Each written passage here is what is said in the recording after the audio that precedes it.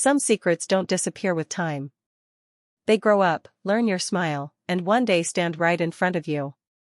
I never believed silence could inherit anything until the night I saw a little boy standing beneath a chandelier brighter than the Manhattan skyline. My name is Damian Moretti, and for 15 years I built a reputation that made powerful men lower their voices when I entered a room. Charity galas, political fundraisers, museum auctions, they were simply another battlefield where fortunes changed hands behind polished smiles and crystal glasses. I arrived 20 minutes late because arriving on time suggested you needed the room more than the room needed you. Rain tapped softly against the towering windows of the Whitmore Museum, turning the city lights outside into blurred ribbons of gold. The marble floor reflected every chandelier overhead, making the entire ballroom feel suspended somewhere between heaven and expensive illusion. Conversation slowed the moment I stepped inside. I acknowledged them with a nod that meant nothing. My security team melted into the crowd while I walked alone. Power always looked quieter than people imagined. The event honored public school art programs across New York, something my foundation had supported for years without attracting attention. Cameras preferred scandals over scholarships, and I preferred it that way. Richard Caldwell, the museum director, greeted me with the practiced smile of a man terrified of disappointing donors. He launched into statistics about grants, attendance, and renovations, but I heard almost none of it. My attention drifted across the ballroom until it landed on a woman adjusting a display of children's paintings near the stage. She looked completely out of place among tuxedos and designer gowns. Simple navy dress. Light brown hair pulled into a loose knot. No diamonds. No performance. She smiled at every child who approached the artwork with the same quiet warmth that couldn't be purchased at any auction. Claire Bennett. The name appeared in my memory because Richard had mentioned it during last month's planning meeting. An elementary school art teacher from Brooklyn. Nothing remarkable. Or so I thought. Then a boy ran toward her, laughing as he carried a sketchbook almost too large for his small hands. Maybe 8 years old. White sneakers already marked with charcoal dust. He stopped beside Claire, looked up at her with complete trust, and she brushed a strand of blonde hair away from his forehead before whispering something that made him grin. I should have looked away. Instead, my heartbeat slowed so suddenly it felt unnatural. The boy turned toward the stage lights, and for one impossible second I forgot where I was. His eyes. That exact shade of blue-gray. The slight curve at the corner when he smiled. Even the tiny dimple in his left cheek. They weren't familiar because I'd seen them before. They were familiar because every morning they stared back at me from my own mirror. The room continued moving around me while I stood perfectly still. Richard was still talking. Glasses still clinked. A violinist began another song. Yet every sound faded beneath one impossible question echoing inside my mind. Who was that child? Before I realized what I was doing, I took one slow step toward him, and the boy looked directly at me with an expression that felt less like meeting a stranger and more like remembering someone he had never known. Claire noticed me before I reached them. Not because I had spoken or introduced myself, but because mothers always recognized when a stranger looked at their child a second too long. The warmth in her expression faded into cautious politeness as she rested one hand lightly against the boy's shoulder. He looked up at her, then back at me with open curiosity that only children possessed. He had no idea why my world had suddenly stopped turning. I reminded myself to breathe. I had negotiated billion-dollar agreements without raising my pulse. I had faced senators, judges, and men whose names never appeared in newspapers. Yet standing 10 feet from a third-grade art display somehow unsettled me more than any boardroom ever had. Richard finally realized I was no longer listening. "Damien," he asked quietly. "Are you all right?" "Who is the boy?" The question escaped before I could soften it. Richard followed my gaze. "That is Ethan Bennett. Bright kid. Won the city youth art competition last spring. Claire teaches his class, although everyone assumes she is his mother because they are inseparable." My eyes remained fixed on Ethan. He laughed as another child showed him a drawing of the Brooklyn Bridge. The sound was light, effortless, untouched by the weight adults carried every day. Claire thanked the other family, then gently guided Ethan toward another display across the room. Before leaving, she glanced back at me. It lasted less than 2 seconds, but something flickered behind her eyes. Recognition. Not certainty. Not fear. Just the uneasy feeling that two strangers had somehow crossed paths before. I had learned to trust instincts long before evidence. Mine whispered that this meeting was not an accident. I excused myself from Richard with a polite apology and stepped onto the museum terrace overlooking Central Park. The rain had stopped, leaving the stone railing cool beneath my fingertips. New York shimmered below like scattered stars trapped beneath glass. My phone vibrated once. It was Lucas, my chief of security. "Everything secure?" I asked. "Completely," he answered. "Do you need anything?" I watched Ethan through the ballroom window as he turned another page in his sketchbook. "I need information." Lucas did not ask why. He never did. Claire Bennett. Elementary school teacher. Brooklyn. And the boy. Ethan Bennett. Quietly. No shortcuts. No pressure. I want facts, not rumors. Understood. By morning. I ended the call and slipped the phone back into my pocket. The old version of me would have dismissed this as coincidence. The disciplined version demanded proof before emotion. Yet another voice, one I had buried years ago, refused to stay silent. Blue-gray eyes. Blonde hair that caught the light exactly the same way mine had as a child. Even the way Ethan tilted his head while concentrating felt painfully familiar. I returned inside just as the evening student orchestra began playing. Guests applauded while children gathered near the stage. Claire knelt beside Ethan, straightening the collar of his white shirt before brushing invisible dust from his sleeve. She smiled, but it never reached her eyes. People who carried difficult memories often smiled that way. For a brief moment our gazes met again across the crowded ballroom. This time she did not look away immediately. Instead, she held my eyes with quiet determination, as though deciding whether to trust a memory she could not fully place. Then Ethan reached for her hand, and together they disappeared into the crowd before I could take another step. I stood there listening to the music while an unfamiliar certainty settled deep inside me. Whatever answer I was searching for had just walked out of the room, and somehow I already knew I was going to follow it. The next morning arrived wrapped in low gray clouds that pressed against Manhattan like unfinished thoughts. I had barely slept.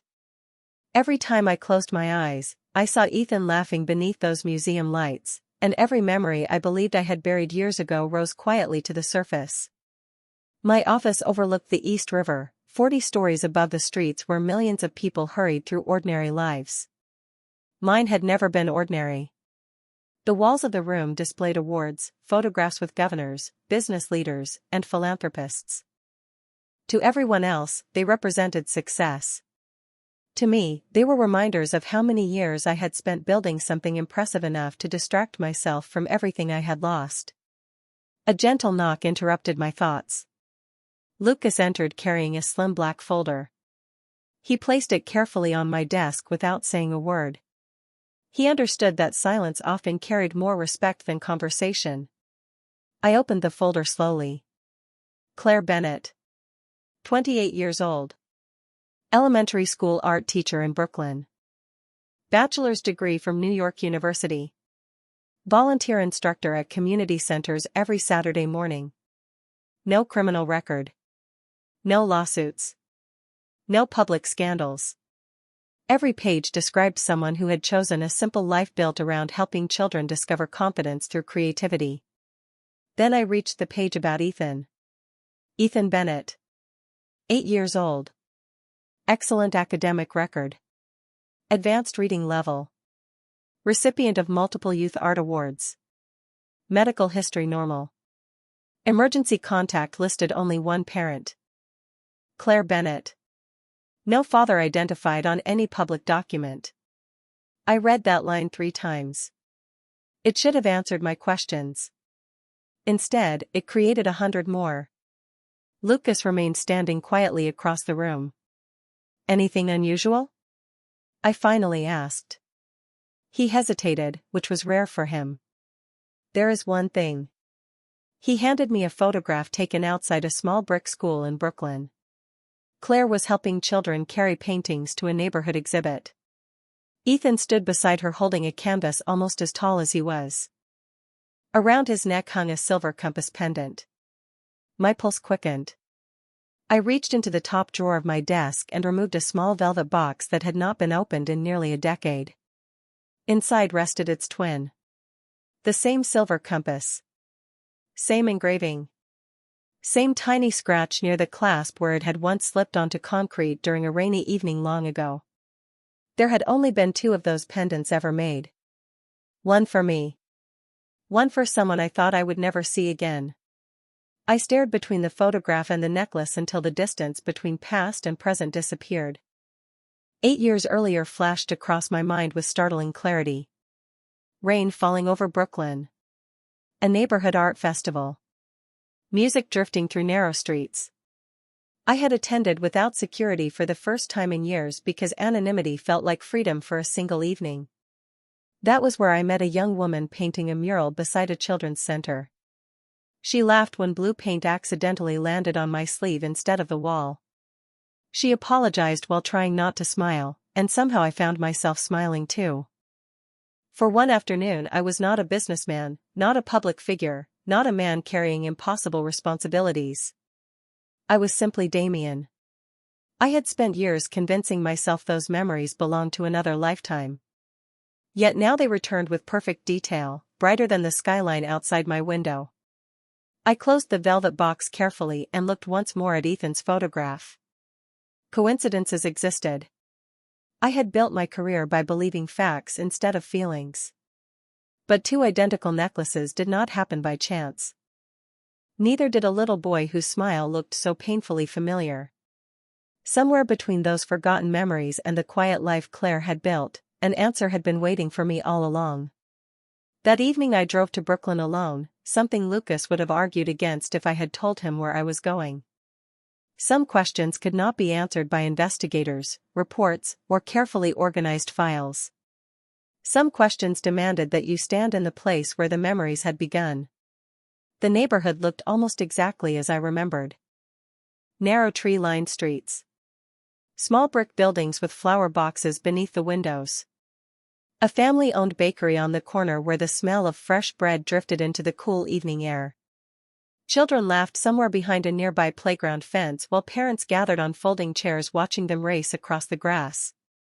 8 years had passed, yet time had treated this place more kindly than it had treated me.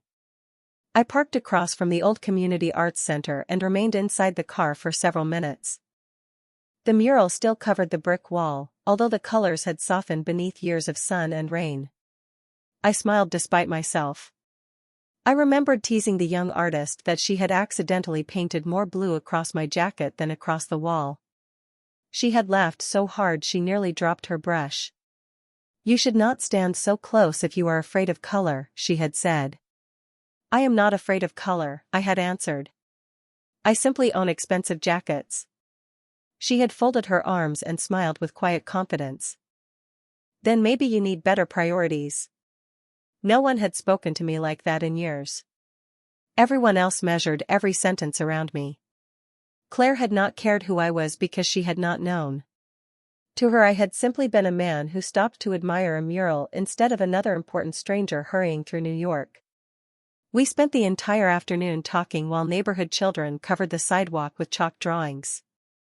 She told me she wanted every child to believe that creating something beautiful mattered more than impressing people. I told her almost nothing about myself. I said I worked in finance because it was easier than explaining a life built behind locked doors and constant expectations. Before sunset we walked through a nearby street fair where musicians played old jazz songs beneath strings of white lights. She won a small silver compass pendant at a local charity booth after buying 5 raffle tickets for children she had never met. When the volunteer discovered there were two matching pendants, Claire smiled and pressed one into my hand. "Now neither of us gets lost," she said. I had carried mine every day after that. Until the night everything changed. My phone buzzed softly, pulling me back to the present. It was Lucas. "We confirmed something else," he said. "Claire left New York for almost 6 months 8 years ago. There is very little information during that period. Then she returned with an infant." I closed my eyes. The sounds of children laughing nearby suddenly felt impossibly distant. "Anything else?" I asked quietly. "No marriage record. No father's name. Just her and the boy." I thanked him and ended the call. Across the street, lights slowly turned on inside the arts center as volunteers prepared for another evening class. I watched families arrive together, carrying paint supplies and folded easels. Claire had once told me that every child deserved one place where they felt completely safe. Standing there in the fading light, holding the silver compass that had never left my pocket, I realized I had spent 8 years searching for success while someone else had been quietly protecting a secret large enough to change both of our lives forever. The following Saturday I returned to Brooklyn without an invitation, without security at my side, and without the certainty that I was doing the right thing. The neighborhood park buzzed with quiet life beneath a clear spring sky. Folding tables held jars of paintbrushes, colored pencils, and stacks of blank paper while parents chatted over coffee from a nearby food truck. Claire stood beneath a white canopy helping children mix watercolor paints, her sleeves rolled neatly to her elbows, smiling with the same effortless kindness I remembered. She looked older than the woman from 8 years ago, not because of wrinkles or gray hair, but because life had taught her the quiet patience that only responsibility could create. Ethan sat a few yards away, completely focused on a drawing balanced across his knees. He pressed each colored pencil carefully against the paper, tongue resting slightly against the corner of his mouth whenever he concentrated. It was another habit that mirrored my own childhood photographs. I remained at the edge of the park, telling myself I was only observing. Then Ethan suddenly looked up and waved as though we were already friends. "Mr. Museum," he called with the fearless honesty only children possessed. Several parents smiled in my direction. Claire turned immediately. Surprise crossed her face before settling into cautious composure. She walked toward me, brushing a loose strand of hair behind her ear. "I did not expect to see you here," she said gently. "Neither did I admitted with a small smile. "I was nearby and remembered you mentioned this community program." It was only half true. She studied me for a moment, searching for something hidden beneath my answer. Finally she nodded. "The children always enjoy meeting people who appreciate their work." Ethan hurried over carrying his sketchbook with both hands. "I finished the bridge," he announced proudly before opening it toward me. The drawing stopped me in place. It showed the Brooklyn Bridge at sunrise, every cable shaded with remarkable precision, but that was not what caught my attention. In the lower corner he had signed his name exactly the way I signed business letters, with the same unusual curve beneath the final letter. No teacher could have taught that. No coincidence explained it. "That is incredible," I whispered honestly. Ethan beamed. "Mom says drawing helps people remember things they forgot." Claire's smile faded almost invisibly. Our eyes met, and for a brief second I wondered if she had noticed what I had noticed. Before either of us could speak, a volunteer approached carrying a clipboard. "Claire, the first aid station needs Ethan's allergy information before lunch." Claire accepted the form and thanked her. As she filled it out on the nearest table, a folded page slipped free from the clipboard and drifted onto the grass near my feet. I bent down automatically to pick it up. My eyes caught a single line before I handed it back. "Blood type, AB negative." My fingers tightened almost imperceptibly around the paper. It was one of the rarest blood types in the country. The same rare blood type my father had carried. The same one I had inherited. Claire accepted the form quickly, her expression changing the instant she realized what I had seen. Neither of us spoke. Ethan tugged gently on my sleeve, asking if I wanted to see another drawing, completely unaware that the quiet afternoon had just shifted beneath our feet. As I followed him back toward the art tables, one thought echoed louder than every reasonable explanation I had tried so desperately to believe. The answers were no longer hiding in memories. They were standing only a few steps away, waiting for someone to finally ask the question that both Claire and I seemed equally afraid to hear answered.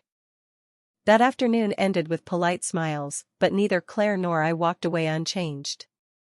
I drove back to Manhattan carrying more questions than answers, and for the first time in years my office felt too large for a single man. The city stretched beneath the windows in perfect order, yet nothing inside my mind followed any pattern I could understand. Logic demanded restraint. Emotion demanded certainty. I had spent my entire adult life trusting evidence over instinct, but every new fact pushed me closer to a truth I was not prepared to face. Lucas entered quietly just after sunset carrying 2 cups of black coffee. He set one beside me without speaking. We had worked together for more than a decade. He recognized the rare moments when I needed silence before strategy. "You have been staring at the same page for 20 minutes, he finally observed. I looked down at Ethan's school photograph resting beside the silver compass pendant. "Do you ever wish facts arrived before feelings?" I asked. He allowed himself a faint smile. "Usually it happens the other way around." I leaned back in my chair and rubbed my eyes. "Everything points in one direction, but I cannot act on assumptions." Lucas folded his hands. "Then wait for proof." Proof. Such a simple word. Yet obtaining it without violating the lives of innocent people felt almost impossible. Claire had built a quiet world around Ethan. Whatever had happened 8 years ago, she had protected that world with extraordinary determination. I refused to become another storm in their lives unless I knew the truth beyond doubt. My phone buzzed softly across the desk. An email notification from the museum appeared on the screen. The organizers were thanking donors and attaching photographs from the charity gala. Almost absent-mindedly, I opened the gallery. Hundreds of smiling guests filled the screen until one image stopped me completely. Claire and Ethan stood together beside the children's artwork. Ethan had one arm wrapped around her while holding his sketchbook in the other hand. Around his neck hung the silver compass pendant. Claire's fingers rested gently against it as though reassuring herself it was still there. I enlarged the photograph. The engraving on the pendant became visible despite the distance. "Stay true north." My breath caught. Those exact words had been engraved inside both pendants at Claire's request during the street fair all those years ago. She had chosen the phrase because she believed people lost themselves long before they lost their way. There was no possibility of coincidence anymore. Lucas stepped closer and studied the screen. He understood immediately why I had gone silent. "That engraving was custom-made," he said quietly. I nodded once. Only 2 existed. Neither of us spoke for several seconds. Finally Lucas broke the silence with unusual hesitation. "There is one lawful way to answer every remaining question." I knew exactly what he meant before he finished the sentence. "A voluntary DNA test. Not hidden. Not manipulated. Not forced. Honest. Respectful." The idea should have brought relief. Instead it filled me with something dangerously close to fear. Because if the answer was no, I would have to bury these impossible hopes forever. But if the answer was yes, then every decision Claire had made over the last 8 years deserved an explanation before it deserved a judgment. I closed the photograph and slipped the compass back into its velvet box. Somewhere across the city, Claire was probably helping Ethan finish his homework or reading him another bedtime story. She had no idea that the next conversation we shared could change all 3 of our lives, and for the first time in years I found myself hoping that the truth, whatever it turned out to be, would be kind enough to leave her smile untouched. 3 days passed before I gathered enough courage to call Claire. Not because I feared rejection, but because I feared the possibility that everything I suspected might actually be true. She answered on the 3rd ring, her voice calm and familiar in a way that unsettled me even more. Hello? For a moment I forgot every carefully prepared sentence. Claire, this is Damien. We met at the museum. A brief silence followed. I remember. She sounded as though she had been expecting the call all along. I asked if we could meet somewhere quiet. She hesitated before suggesting a small coffee shop overlooking Brooklyn Heights Park the following afternoon. No lawyers. No investigators. No interruptions. Just two people carrying questions too heavy to ignore any longer. I arrived early. The cafe smelled of fresh espresso and cinnamon pastries, the kind of place where students worked on laptops while retired couples shared newspapers by the windows. Claire entered wearing a light gray sweater and jeans, looking more like the woman I had met 8 years ago than the composed teacher from the gala. She smiled politely, but exhaustion rested behind her eyes. We ordered coffee, exchanged small talk about the weather, the neighborhood, even Ethan's latest art competition. Both of us avoided the real conversation for nearly 15 minutes. Finally, I placed the velvet box on the table between us. I opened it without saying a word. The silver compass caught the afternoon sunlight streaming through the window. Claire stopped breathing for what felt like several seconds. Her fingers trembled before she folded both hands tightly together in her lap. I wondered if you still had it, she whispered. My heart sank and lifted at the same time. You recognized me at the museum. She nodded slowly. The moment I saw you. Why did you never contact me? She looked toward the park outside where children chased pigeons across the walking paths. Because the man I met 8 years ago disappeared before sunrise. I lowered my eyes. I tried to find you. Not hard enough, she answered, but there was no anger in her voice. Only sadness worn smooth by time. We sat quietly while the sounds of ordinary life surrounded us. Cups clinked against saucers. Someone laughed near the counter. A barista called another customer's name. The normal rhythm of the world continued while ours seemed suspended between yesterday and tomorrow. I finally gathered the courage to ask the question that had followed me since the museum. Claire, is Ethan my son? She closed her eyes. Tears gathered but never fell. When she looked at me again, every wall she had spent years building seemed to disappear at once. I promised myself that if you ever asked me directly, I would never lie to you. My pulse echoed louder than the conversations around us. She reached into her purse and removed a carefully folded envelope that had clearly been opened countless times over the years. Inside was a birth certificate. She slid it gently across the table until it rested beside the silver compass. The space marked father's name remained blank. Claire looked at me with heartbreaking honesty. I left it blank because I believed you deserved the chance to choose whether you wanted to be part of his life instead of having that decision forced upon you. My hands remained frozen above the document. Every answer I had searched for stood only inches away, yet I found myself unable to touch the paper. I was no longer afraid of learning the truth. I was afraid of realizing how many birthdays, school plays, bedtime stories, and quiet ordinary moments had slipped away while both Claire and I believed we were protecting each other.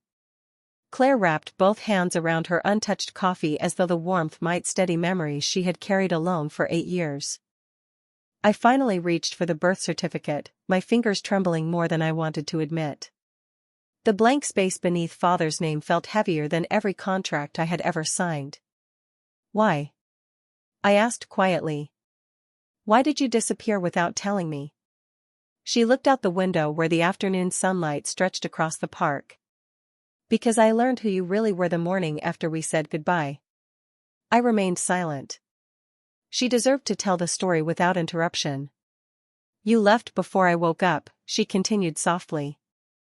I thought you simply changed your mind. Then I saw your photograph on the news that same afternoon. Every television station called you one of the youngest business leaders in New York. They talked about influence, powerful families, constant attention from the press. I realized the man who laughed with me while painting murals belonged to a world that would never stop watching him. She smiled sadly. I was just an art teacher trying to pay rent. I shook my head immediately. You were never just anything. She appreciated the words, but they could not erase 8 years of silence. A few weeks later I found out I was pregnant, she whispered. At first I planned to find you. I even wrote you a letter. She opened her purse once more and removed an old envelope with softened edges. My name was written across the front in handwriting I recognized instantly. Why was it never sent? I asked. Claire took a slow breath. Because every article I read described your life becoming bigger every month. Interviews. Charity foundations. International travel. Security everywhere. I imagined cameras following us. Reporters surrounding a little boy before he even understood his own name. I wanted Ethan to grow up knowing kindness before attention. She looked directly into my eyes. I did not keep him from you because I doubted your heart. I kept him away because I was afraid the world around you would take his childhood. Every defense I had prepared disappeared. There was nothing selfish in her decision. Everything she had done came from love, even if it had broken both of us without our knowing it. Did you ever hate me? I asked. Claire answered without hesitation. Never. I missed you more times than I can count. Every birthday he celebrated. Every school concert. Every time he asked why his smile looked different from mine. My chest tightened. What did you tell him? A small smile returned to her face. I told him that somewhere there was a good man who loved helping people, and that if life was patient enough, the right moment would arrive. Tears blurred my vision before I realized they had formed. No one had ever described me with such generosity. Claire reached across the table and gently pushed the old letter toward me. I never mailed it, she said. But I never threw it away either. I rested my hand beside hers without rushing to touch her fingers. 8 years had placed too much distance between us for careless gestures. I cannot change the years we lost, I said quietly. But if you will let me, I would like to earn every year we still have. Claire looked at me for a long moment before giving the smallest nod. Outside the cafe window, children continued laughing beneath the afternoon sun, completely unaware that inside a quiet corner table, 2 lives separated by silence had finally begun finding their way back toward each other. The first time I met Ethan as his father instead of a stranger happened 1 week later in the same neighborhood park where children covered picnic tables with paper and paint. Claire believed honesty should arrive gently, never as a surprise too heavy for a child's heart. I stood beneath an old maple tree holding a sketchbook I had purchased from the same art supply store Claire had recommended years earlier without realizing I was following memories instead of directions.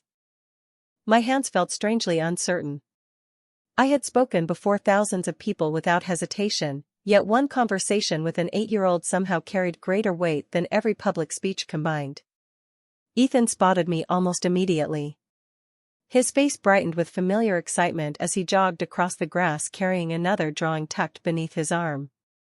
"Mr. Museum," he called again before stopping in front of me. "Did you come to see my new picture?" I smiled. "I would love to." He opened the page proudly. It showed 3 people standing beneath a bridge at sunset. One looked like Claire.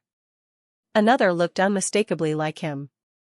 The third figure stood a little farther away, unfinished except for blue-gray eyes carefully colored with remarkable patience. "Who is he?" I asked softly. Ethan shrugged. "I do not know yet.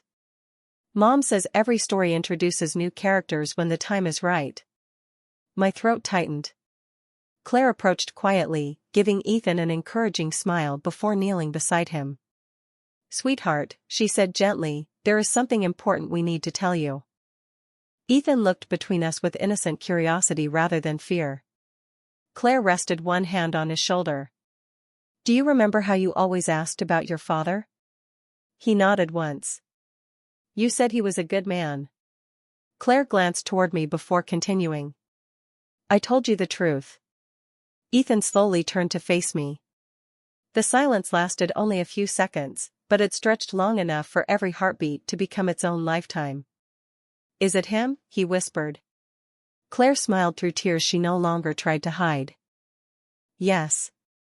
Ethan stared at me carefully, not with disbelief but with the thoughtful concentration children use when fitting together the final pieces of a puzzle. Then he asked the question I had feared most. Did I do something wrong? My heart broke in ways I had never imagined possible. I immediately knelt so we stood at the same height. No, Ethan, I answered firmly. You did everything right. The adults simply took too long to find each other again. He studied my face for another quiet moment before stepping forward and wrapping his small arms around me with complete trust. There was no anger. No hesitation. Only acceptance so generous that I wondered whether children understood forgiveness better than adults ever could. I held him carefully, afraid that if I embraced him too tightly the moment might disappear like a dream. Claire watched us with both hands covering her mouth, her shoulders trembling as years of silent responsibility finally became lighter. Ethan leaned back just enough to look into my eyes. Does this mean you will come to my art show next month? I laughed through tears I could no longer hide. I would not miss it for anything. He grinned exactly the way I had at his age and slipped his hand into mine as naturally as though it had always belonged there. Standing in the warm afternoon sunlight, surrounded by children's paintings fluttering in the breeze, I realized that becoming someone's father had nothing to do with the moment they were born. Sometimes it began with a promise quietly spoken beneath an ordinary sky and the decision to never let another day of silence steal what love had finally returned.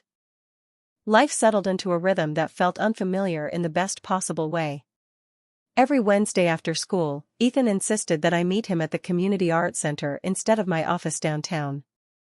My calendar, once filled with board meetings and formal dinners, slowly transformed into reminders about watercolor exhibits, library reading nights, and elementary school science fairs. I had spent years believing success was measured by schedules and accomplishments.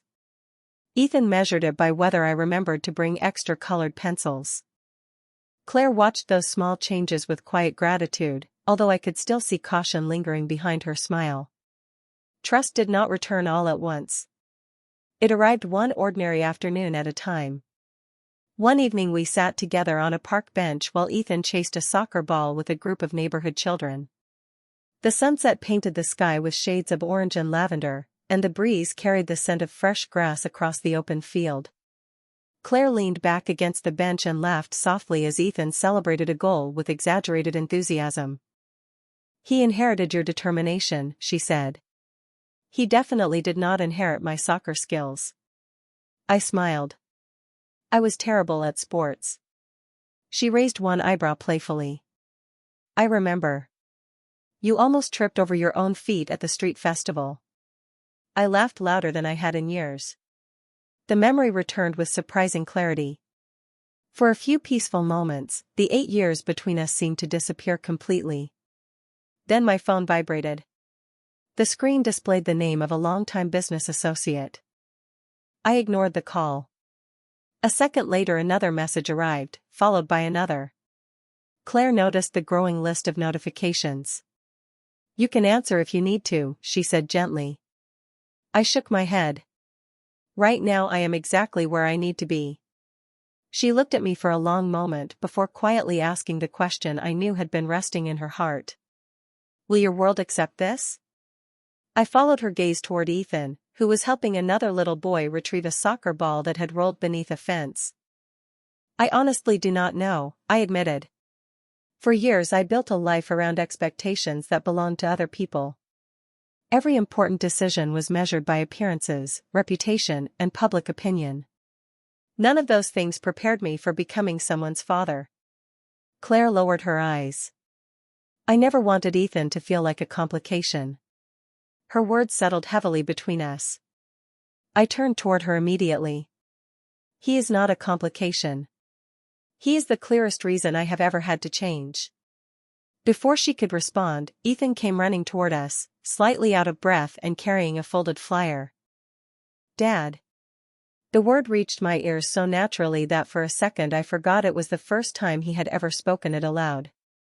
He smiled without hesitation. My school is having family day next month. They said parents can volunteer in our classrooms. Do you think you could come? I accepted the flyer with both hands as though it were the most important invitation I had ever received. "I will be there," I promised. "The whole day?" he asked hopefully. "The whole day," I repeated. Ethan grinned and hurried back to the field. Claire quietly wiped away a tear before it could fall.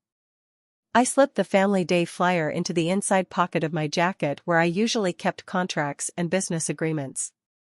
Somehow that single sheet of paper felt far more valuable than any document I had ever carried.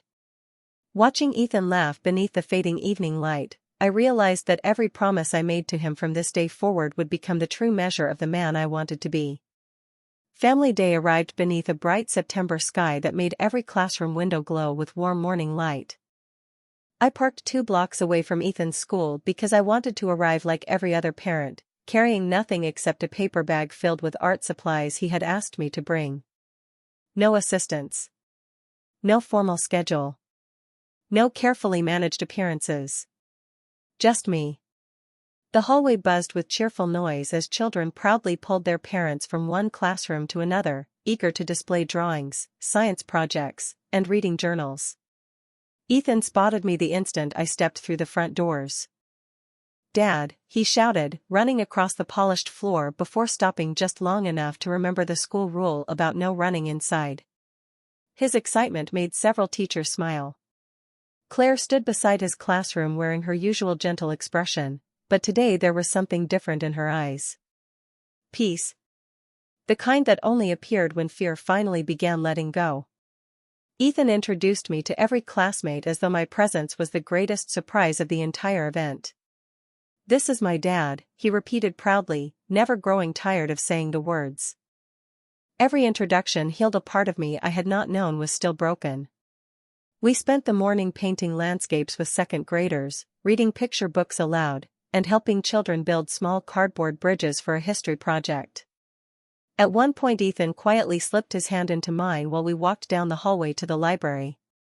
He did not say anything. He simply held on. I realized then that children rarely asked for grand gestures. They only wanted someone who stayed. During lunch the principal thanked every volunteer for supporting the students. Parents gathered in the cafeteria sharing homemade desserts while children laughed over cartons of milk and peanut butter cookies. My phone remained untouched inside my jacket all day. Whatever meetings I had missed no longer seemed important. Claire joined me near the windows overlooking the playground where Ethan was teaching another student how to shade a drawing with colored pencils. "He has been smiling like this all week," she said softly. "He keeps telling everyone that his father promised to come and actually did." I looked at Ethan with quiet gratitude. He gave me something much bigger than I gave him. Claire tilted her head slightly. "What is that?" I smiled. "A reason to stop measuring my life by achievements instead of moments." Before she could answer, Lucas appeared quietly near the cafeteria entrance. He almost never interrupted personal time, which meant whatever had brought him here could not wait. He approached respectfully and lowered his voice. "I am sorry to disturb you." I stepped aside with him into the hallway. "What happened?" He handed me a sealed envelope that had arrived at my office earlier that morning. Inside was a handwritten letter from the board of my family's foundation requesting an emergency meeting that evening. Several members had learned about my growing relationship with Claire and Ethan through public photographs from the museum and recent community events. They wanted clarification about future leadership and family succession. I folded the letter slowly before slipping it back into the envelope. Lucas studied my expression carefully. "How would you like to respond?" I looked through the cafeteria doors where Ethan laughed as Claire helped another child hang a painting on the wall. The answer arrived with surprising calm. "Tell them I will attend," I said quietly. "But this time they are not meeting the man they expected. They are meeting a father who already knows what matters most." The foundation board gathered that evening inside the same conference room where I had spent years approving expansions, scholarships, and partnerships that reached across the country. The polished walnut table reflected the city lights beyond the windows, and every familiar face carried the same carefully controlled expression I had learned to read long ago. They expected explanations. They expected reassurance. Most of all, they expected me to protect tradition above everything else. I remained standing instead of taking my usual seat at the head of the table. "Thank you for coming," I began calmly. "I understand why you requested this meeting." One of the senior trustees adjusted his glasses before speaking. "Damien, recent photographs and public appearances have raised questions about your priorities. We need clarity before speculation becomes distraction." Another member leaned forward. "The foundation has always represented stability. Personal developments can influence public confidence." I listened without interruption. Years ago, I would have responded with carefully prepared arguments supported by financial reports and strategic forecasts. This time I answered differently. For most of my life, I believed leadership meant sacrificing personal happiness for responsibility. I no longer believe those two things have to compete. Quiet filled the room. I reached into my briefcase and placed a single photograph in the center of the table. It showed Ethan proudly holding one of his paintings while Claire stood beside him smiling beneath the autumn sunlight. There were no expensive suits, no formal ceremonies, no carefully arranged publicity. Only a mother and her son sharing an ordinary afternoon. "This is my family," I said simply. Not a public relations challenge. Not a headline. My family. Several members exchanged uncertain glances. One finally asked the question everyone had been avoiding. "What happens if your responsibilities here begin conflicting with them?" I smiled gently because I already knew the answer. "Then the schedule changes." Not the family. My words surprised even me with their certainty. Years earlier I would have considered them impossible. Now they felt obvious. The discussion continued for nearly an hour. Budgets were reviewed. Future leadership plans were considered. At the end I proposed something that no one had expected. I would remain committed to the foundation's mission, but I would step away from several executive responsibilities and appoint a new operating director so my life would no longer revolve entirely around boardrooms and formal events. The mission would continue, but it would no longer require every hour of my existence. After a long silence, the chairwoman closed her notebook and smiled. "Perhaps we have all been measuring success too narrowly." The tension that had filled the room quietly dissolved. When the meeting ended, I walked outside into the cool evening air feeling lighter than I had in years. Instead of returning to my penthouse, I drove toward Brooklyn. Claire was finishing an evening art workshop while Ethan waited inside helping younger children clean paintbrushes. Through the classroom window I watched him carefully rinse every brush before lining them up to dry exactly the way Claire had taught him. He looked up, saw me standing outside, and waved with such effortless joy that I found myself smiling before I even opened the door. Claire met me near the entrance. "How did it go?" she asked softly. I slipped the conference badge from my jacket pocket and handed it to Ethan instead. "I think I finally remembered which part of my life deserves the best version of me." Ethan clipped the badge onto his backpack with complete seriousness, as though it were another art ribbon, then reached for both our hands at once. Together we stepped into the quiet Brooklyn evening, leaving behind a future built on expectations and walking toward one built on promises we actually wanted to keep. Winter arrived quietly that year, covering Brooklyn with a light dusting of snow that softened every rooftop and turned ordinary streets into something almost magical. Ethan insisted that the first Saturday of December belonged to family traditions, even though we had only recently become one. He announced the schedule with complete confidence over breakfast. First we would decorate the small tree in Claire's living room. Then we would walk to the neighborhood holiday market. Finally, we would drink hot chocolate while watching the first snowfall from the apartment window. It sounded wonderfully ordinary.